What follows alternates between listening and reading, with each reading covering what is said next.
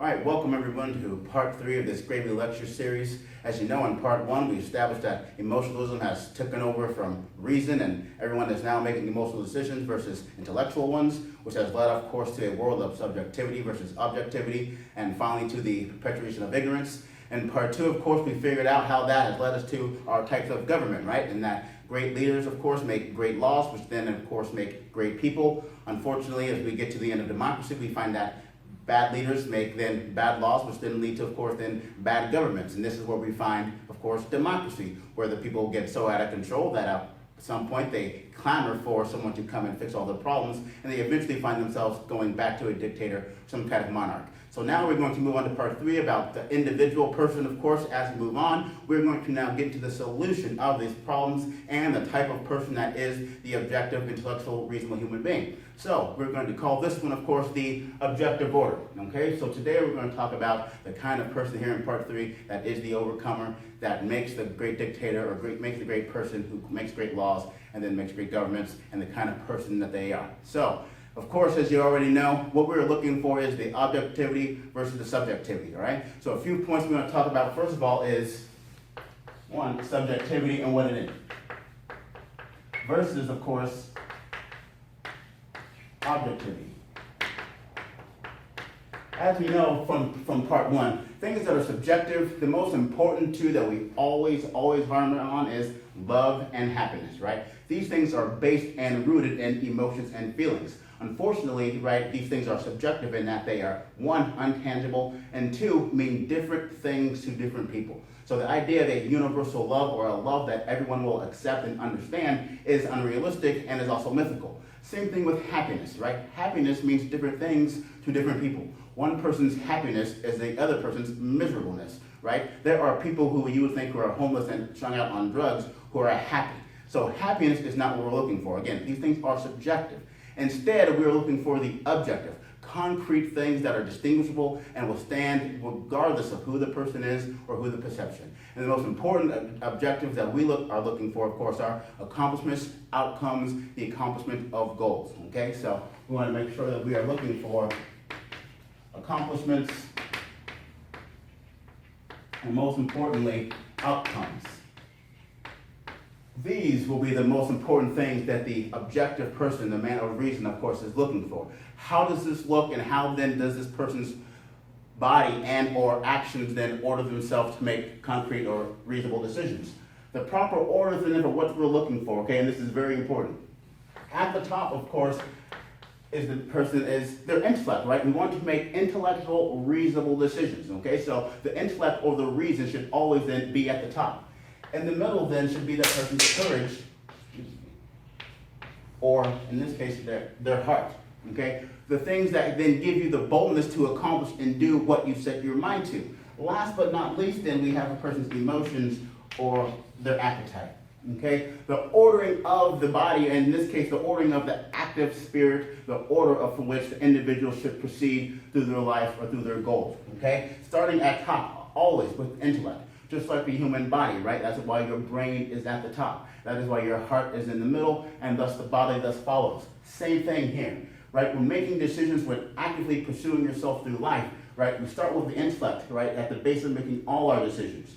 We use our courage and our heart to follow through once we have sharpened our intellectual virtue, that what our mind tells us we can do, our heart and our courage tells us then we can do it. Last but not least, then, our body, our emotions, and our appetite, they just follow the course, okay? They are not the dictators, right? They just follow what your mind and what your heart tells your body it can do. And this, ladies and gentlemen, is what we're looking for, and this is the establishment of the objective order. On the other hand, though, we have 2 examples of how this can get mixed up, and we will call this 95% of the population, and we'll get more into that later. So, the subjective order then, at this side then,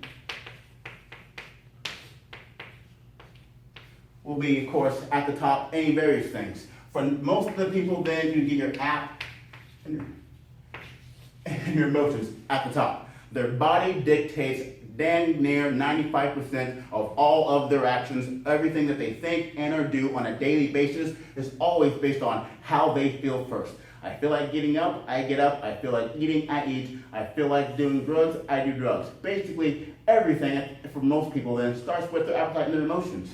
Under that then usually becomes their courage or their heart. Okay? Which means now if their body has told them that they're hungry, they feel courage enough, they feel it in their heart to then go out and accomplish those goals. I feel like going to drink, I feel like going to eat, and my courage in my heart says it's not going to be very subjective, not going to be that much of a problem, isn't going to be that dangerous. Go right on ahead and do what your body tells you to do. Last but not least then do we get in the public the idea of the subjective intellect. Last but not least, do people ever think about the consequences of their actions or actually think about what they've actually done until after the fact? Only after their body has wanted to do something and their heart enabled them to go ahead and do it, do they then turn around and reasonably or intellectually think about the outcomes of their actions, okay? On the other side of that, of course, still we get the individual who has all their courage and their heart at the top. Captain Tough Guy, which we know plenty of these in every single city, whose courage and boldness and just makes them think that they can do whatever they want to do, whether they thought it through or not, or whether they're actually physically capable of doing it or not. Hence, they usually are followed by their right appetite and emotions.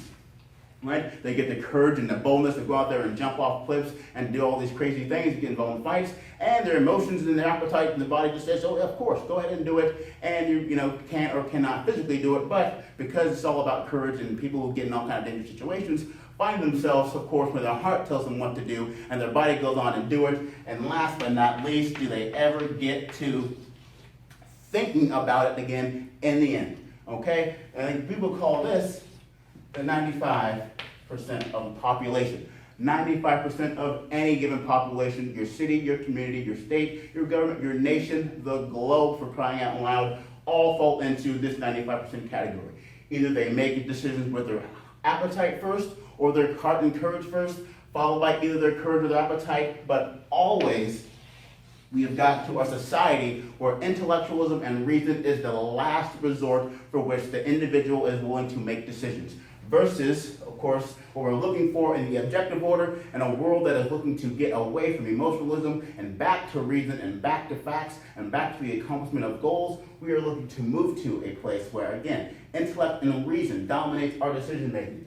Only when those are sharper then will our heart and courage give us the ability to do whatever we set our mind to. A lot of the times we tell kids and we tell people all the time, right? Whatever you set your mind to, you can do. Well, yes, that is completely true, but unfortunately, not enough people believe it because not enough people have accomplished the goals that they have set their mind to. And now we are figuring out why that is. Mainly because they have made a series of emotional, irrational decisions and not very thought through, intellectual, reasonable decisions, okay? So, in this side, again, we're seeing mainly people who, again, focus on things like subjective happiness, subjective love. All of those can be found in these main two categories. Subjectivity, things that you can't find. Only in the intellect is one really primarily focused on objective things, objective reality, and a realistic world. And again, the most important thing about these are actions. Our objectives really are based on actions. People who are willing to do things. What we have are people who want to feel things and people who want to do things. And this is the dichotomy of society, and this is the difference between our populations and why democracies and emotionalism will eventually lead us to our demise, which we're claiming for an intellectual world. Why? Again, because people who feel things versus people who do things.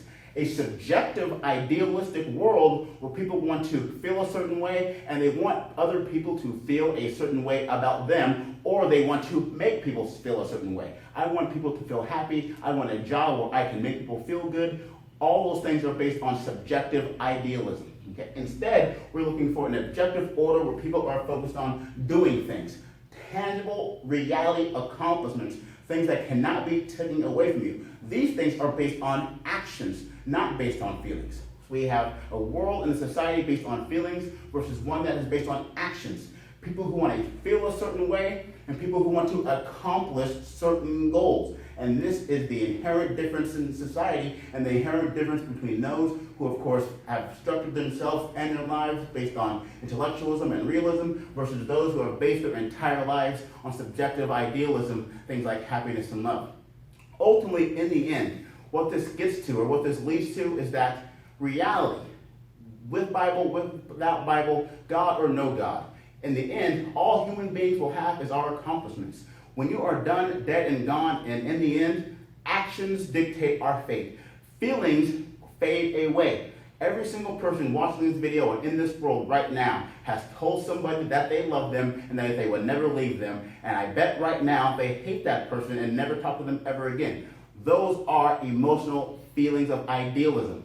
Feelings fade. Your actions and your accomplishments will never go anywhere.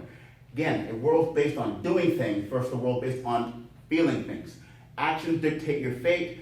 Feelings fade. Actions is what dictate your character. How you feel does not mean a thing, and no one will ultimately care how you feel when your life is over. When your life is over with, the only thing you will have is your character, and that will be based on the actions. What did you do? What did you produce in your lifetime?